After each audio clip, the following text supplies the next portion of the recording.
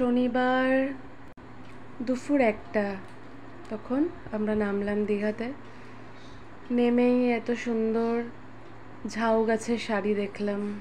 জানি না এখন কি পরিস্থিতি ভিতরে। প্রথম যখন এসেছিলাম তখন শুধু ঝাউ গাছই দেখেছিলাম, প্রচুর ঝাউ গাছ। কিছু তো মনে নেই, এটা দীঘা স্টেশন, প্রচুর লোক। তবে দেখে মনে হচ্ছে এখন অনেক কিছু চেঞ্জ হয়েছে, মানে অনেক উন্নত হয়েছে আর কি। দীঘাকে স্পেশালি পর্যটন কেন্দ্র হিসাবে বানানো হয়েছে, যাতে প্রচুর মানুষ এখানে আসে, ঘুরতে আসে। আর খুব কাছাকাছি তো কলকাতা থেকে। অনেকেই তো যেদিন আসে সেদিন সকালে হয়তো বেরোলো, সারাদিন থাকলো, আবার বিকেলবেলা ফিরে গেল। আর এখানে 1-2 দিনের জন্য ঠিক আছে, 2 দিনের জন্য ঠিক আছে। বাইরে তো মেঘলা মেঘলা ছিল, হালকা হালকা বৃষ্টি পড়ছিল অল্প, এখন বন্ধ আছে। ভাবছিলাম কলকাতা থেকে যখন বেরোলাম বেশ মেঘলা ওয়েদার, বৃষ্টি হচ্ছে, ভাবলাম হয়তো আর বেরোতে হবে না, হোটেলে বসেই কাটাতে হবে। তো এখানে দেখলাম না, মোটামুটি ওয়েদার পরিষ্কারই আছে, ভালো একটা গাড়িও পেয়ে গেছি। আমাদের যেখানে আমরা থাকবো সেটা একটা লজ, মৎস্য দপ্তরের, অবশ্যই সরকারি মৎস্য দপ্তরের একটা ছোট কোনো ব্রাঞ্চ হবে। অনেক রকম কিছু ডিপার্টমেন্ট থাকে, তো একটা হচ্ছে বেনফিশ, অনেকেই শুনে থাকবে। তো এটা বেনফিশের একটা লজ হচ্ছে মীনাক্ষী অ্যান্ড তরঙ্গ লজটার নাম। আমরা সেখানেই যাচ্ছি। দীঘার মেন যে সমুদ্র, সেখান থেকে 5 মিনিট হেঁটেও আসা যায়, আর স্টেশন থেকে 10 মিনিট।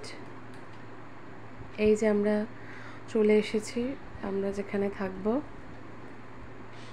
বাইরে থেকে দেখে তো খুব সুন্দর লাগছে, গাছপালা, প্রচুর গাছ এখানটায়, আর নিরিবিলিও লাগছে।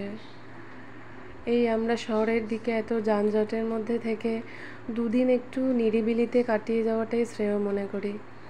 আর ভালো লাগে না।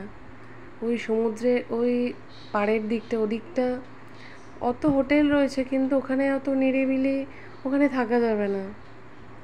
এখানে আশেপাশে আর কোনো হোটেল নেই।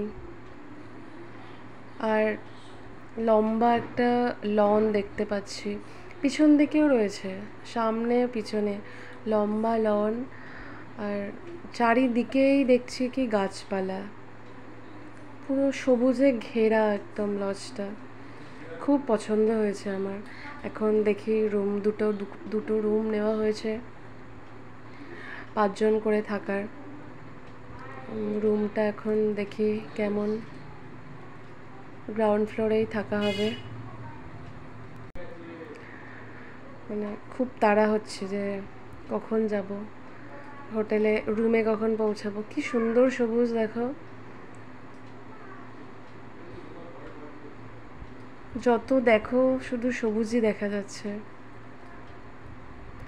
আমার হাজব্যান্ডের খুব খিদে পেয়ে গেছে আসলে। সারাক্ষণ এতটা টাইম ট্রেনে আমরা কিছু না কিছু খেয়েছি। এখানে দাদা চেক ইন করে নিচ্ছে, তো আমার বর আর কি কিছু খায়নি, বাইরের খাবার কিছু খায় না। বাচ্চাগুলোরও খুব খিদে পেয়েছে, খুব ক্লান্তও লাগছে, স্নান করতে হবে। 1:30 বেজে গেছে। আজকে আর বিচে যাওয়া হবে না, রেস্ট নেব, ফ্রেশ হয়ে খাওয়া দাওয়া করে রেস্ট নেব, হয়তো সন্ধ্যের দিকে বেরোনো হবে। দাদার ছোট বাচ্চাটাও রয়েছে। ইনি হচ্ছে ম্যানেজার এখানকার। আচ্ছা, বেনফিশের কিন্তু তারাপীঠেও এদের লজ আছে উনি বলছিলেন, আর আমি দেখাবো এদের এখানকার পরিষেবা কি, কেমন ব্যবস্থা। 2টো রুম নেওয়া হয়েছে, এটা ফার্স্ট রুমটা। বড়ই লাগছে রুমগুলো, হ্যাঁ বেশ বড়। দুখানা ডাবল বেড আছে, একটা সিঙ্গেল বেড। খুব পছন্দ হয়েছে, তবে একটাই জানালা আছে। দেখি এটা বাথরুম, দেখি আর একটা রুম কেমন আছে, তারপরে আমরা চুজ করব কোনটায় থাকবো। এইটা সেকেন্ড রুমটা, জানালা থাকতে হবে এটা। এই যে এরা দুষ্ট এসেই শুরু করে দিয়েছে দুটোই মিলে। হ্যাঁ, ট্রেনে সারাক্ষণ জ্বালিয়ে এসেছে দুটোতে, এখানে এসেও শুরু করে দিয়েছে। এখানে দুটো জানালা দেখতে পাচ্ছি, বড় বড় দুটো জানালা, আর জানালা দিয়ে শুধু সবুজই দেখা যাচ্ছে, এত জঙ্গল, এত গাছগাছালি। ওপাশটা ওটা ক্যান্টিন, ওখানটা খাওয়া দাওয়ার ব্যবস্থা আছে। আর এটা আর একটা জানালা দিয়ে ভিউটা দেখা যাচ্ছে, খুব সুন্দর লাগছে, এত শান্ত নিস্তব্ধ জায়গাটা। আমরা ঠিক করেছি বছরে একবার আসবো আর এখানেই থাকবো। না, এবারে একটু অনেক টায়ার্ড, একটু রেস্ট নিয়ে নিই। তাহলে এখন টাটা।